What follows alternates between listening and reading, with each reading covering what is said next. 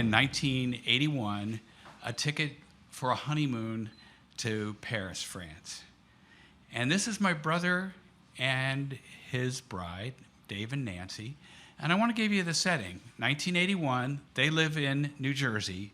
Their wedding is in the Washington, D.C. area. That's where we grew up.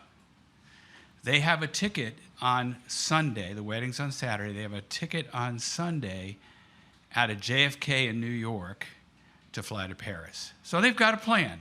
The plan is they go to National Airport, now Reagan Airport in D.C., get a 9 a.m. flight, go back to their house. They fly to Newark and go to their house, change out their clothes and their suitcase and take care of everything and get over to JFK.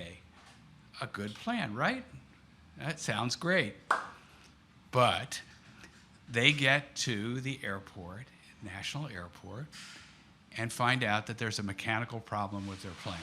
Problem number one, mechanical problem with the plane. Come back, our flight's gonna take off between 1 and 2 o'clock. Okay, sounds good. They go to Pentagon City or somewhere, they go shopping, and they come back at noon, an hour early. The flight left at 11. They're stranded. They've got to get to JFK to go to Paris. And there's like 30 other people that are in the same boat. And they're all probably pretty riled up at that point. So the airline says, we'll figure it out. We'll get you to LaGuardia, and from LaGuardia, we'll have a van that will pick you up and take you to Newark. Okay, that sounds pretty good. So they eventually get on this flight to go to LaGuardia.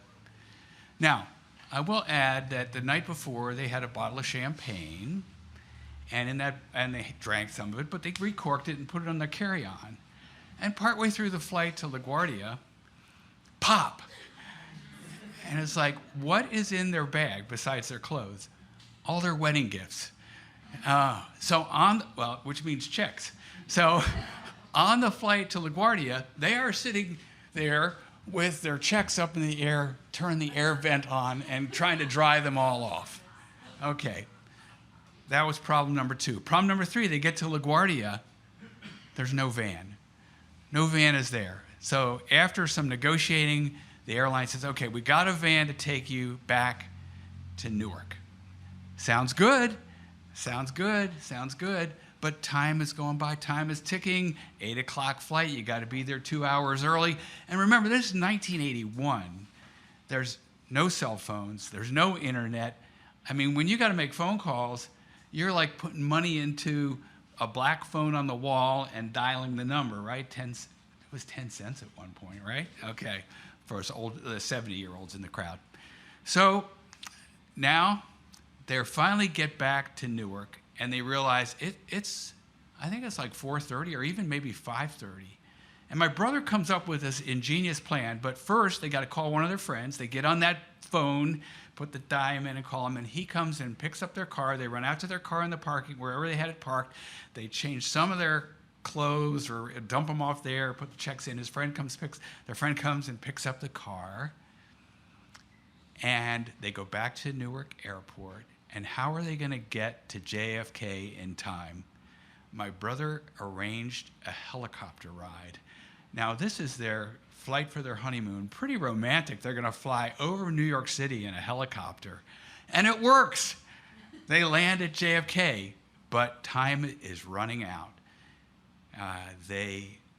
It's already beyond 7 o'clock. And you have to understand, my brother kind of freaks out in stress situations. And he is totally freaking out. Plus, has anybody ever been to JFK before? I know somebody who just told a story has. There are like 5 terminals. And the helicopter, if it landed at A, they have to get to E, and it's sequential. You know, you got to go A, B, C, D, E. They finally get to E, and now it's O.J. Simpson time. They're running through airports. They're running. And they finally get to their gate, and the flight was delayed till 10 o'clock. Everything was good. They made it to Paris. They had a wonderful honeymoon. They bought new clothes in Paris, and it all worked out.